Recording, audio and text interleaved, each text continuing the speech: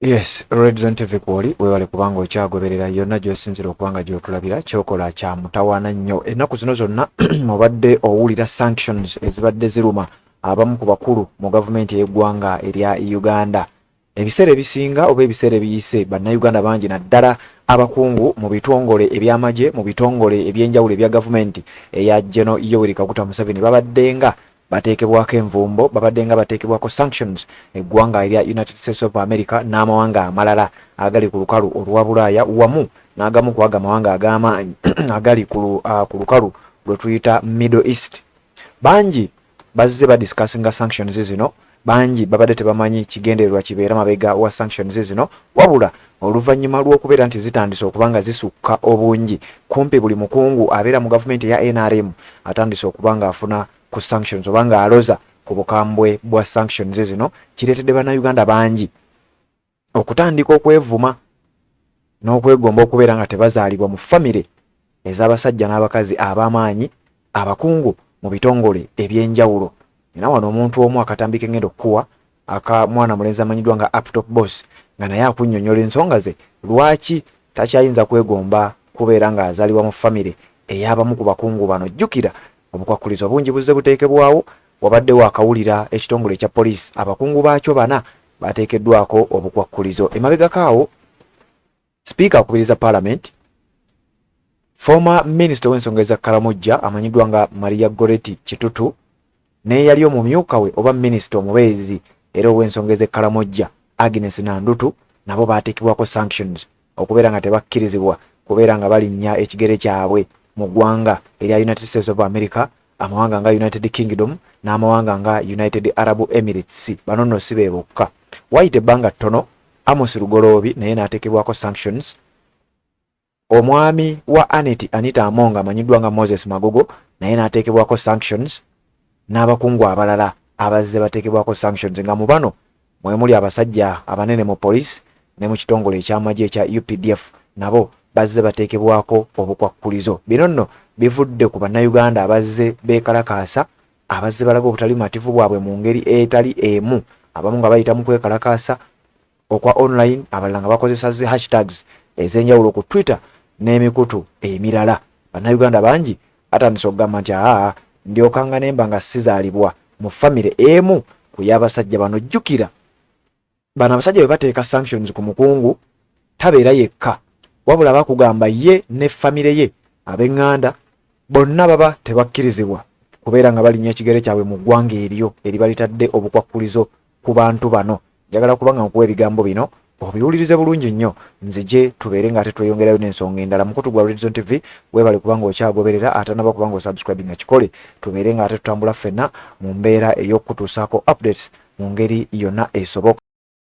Waliwo akaseera we twegombera abaana b'abanene olubatunulako bwoti ne bagamba mwesiimye muli mu kintu nga bagambikako nga baddemba okukola byonna bye baagala baana b'abanene, naye kati essaawa eno ekintu kibawunyiriranga kiku ku zino sanction by association. Muzeeyi wa Keerenca na abusing power ne bamuba sanction ka family konna ne kalugenderamu omukyala n'abaana. Omukyala na Keerenca na abusing power ne bamuba sanction, omwami n'alugenderamu n'abaana ne balugenderamu. Kati baana mmwe mujja kubuulirira bazadde bammwe baleme ku abusing power nga bwe mulowooza ku bulamu bwe bagenda obaleka mu bo nga bagenze kuba bo bayinza okuba babitekinga for granted. Bonna balabe beekoyedde bagamba ffe tebiina kye bijja tukolako, naye kati gwe wetunuulire you still have a future ahead of you. Kati muzeeyi wa Keerenca nga gukusunisizza olwaleero babaweeredde mu America, babaweeredde mu Europe ne mukomawo e Uganda ne babawo emirimu mu gavumenti.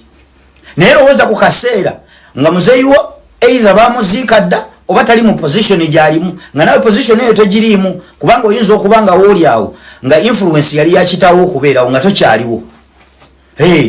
Olwaleero abantu abasinga Uganda bwe batabuseeko ne basuula mu kabina kaayo, alternative gye balina yagenda ku kyeyo. Nawe Bukeerenca ng'awo wooli tokyaliwo nga nawe Uganda ekedde nkye kusudde mu kabina kaayo nga alternative gy'olina yagenda ku kyeyo gaanina diguli yange nagijja Europe, naye nga tokyasobola kulinnyayo nga bakola ki nga bakubadde ekijji.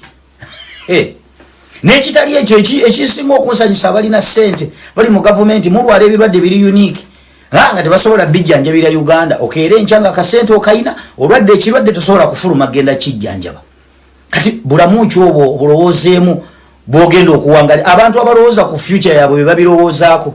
Kyova olaba abamu ku bali mu gavumenti abaabimanya nti nsobola okeera enkya nga siri wendi batandika dde okuteekateeka abaana baabwe ne babateeka mu survival mode.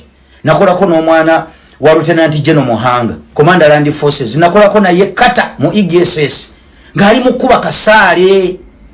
Embeera eyo abaliyo mugimanyi musula mu accommodation musula mu butandaalo musula mu ddeeka munansonyiwa basula mu ddeeka obuyita obutandaalo. Kati weebuuze omwana wa Lieutenant General Kayanja Muhanga lwaki yandibadde abeera mu mbeera eyo. Baabimanya nti bisobola okeera enkya nga siri wano wendi omwana wange ayinza kubeera watya. Ate saamutegeererawo twabeerawo nga tuli bamukwano nnyo tulya ku kimu seppiki kuzunga kudde eno kudde eri tutambula ffenna jojjuzi wano bino bye tulimu nga nkeera enkya nga nkolaki nga nkolera Lieutenant General Muhanga video bandi awo ng'atuuse nanga muganda wange gwokoledde video taata wange konza ogambye eki nga nsindikira ebifaananyi ng'ali ne kitaawe ne mugaa twafudde dda ne mugamba munnange ononsonyiwa tutambule omulimu gwe twakwata gwegwo kati muzeeyi agudde mu tuleera. Kyengezaako balaga ki baana mmwe mulowooze ku bulamu bazadde bamwe bagenda obalekamu kuba bo kati balirira kitati tebeefiira bagamba ffe olwedde tuli mu future yaffe. Kati batabani ne bawala ba Brigadier General Freeman Mugabe ono wa Court Marshal mulowooze ku bulamu taata wamwe bagenda obalekamu oyo y'omu ku basajja be neesunga okulaba ku sanction zaabwe. Baana babandi bali mu makomera baba siyaze baba koze biki baba kuumiddeyo olwalero baagala bakkiriza emisango gye batazza. Ajja ku Freeman Mugabe ajja kulowooza nti atta future ya Olivia Rutaya naye ng'aline ku y'abaana be agikuba indirectly. Bujjako era enkya nga bya sanction n'abaana be babeere muno mu nsi nga baliko obusungu abantu babakoowakowa dda takyasobola kufuluma ggwanga lino nabo bazunge mu nsi eno nga future yaabwe taata waabwe ye yagiziika. Yes, so baana mmwe mbabuulira mmwe abaana babali mu kintu mubuulire bazadde bammwe mubatuuze mubabuulirire baleme ku abusinga power. Assalamu alaikum wa rahmatullahi wa barakatuh. Amanya n'eddoboozi Haji Abdul omusomi w'eddua nkola ku nsonga ez'enjawulo emirimu nga gikutataganyeko ebyenfuna byo nga bidobonkanye ne oba oli bweru wa ggwanga emirimu gya kucankalanako jangu kusomere ku ddua okubeda nedda eddua zaabaawo eddua zisomibwa omuntu n'oterezebwa mu mbeera yonna ebadde ekusibyeko akanyaga. Nina ekyoto kyensobola okukumira wadde oli bweru wa ggwanga nga toli kumpi wano n'ofuna omukisa ogwo nawe n'osomerwako ku ddua nga nkuteddeko n'akabaani Allah ajja kusaasira ajja kwanukula. Kuba ku namba yange y'essimu 0752 44 71 56 ne ku WhatsApp kwendi mpereza obubaka sobole okuyamba. Assalamu alaikum wa rahmatullahi wa barakatuh.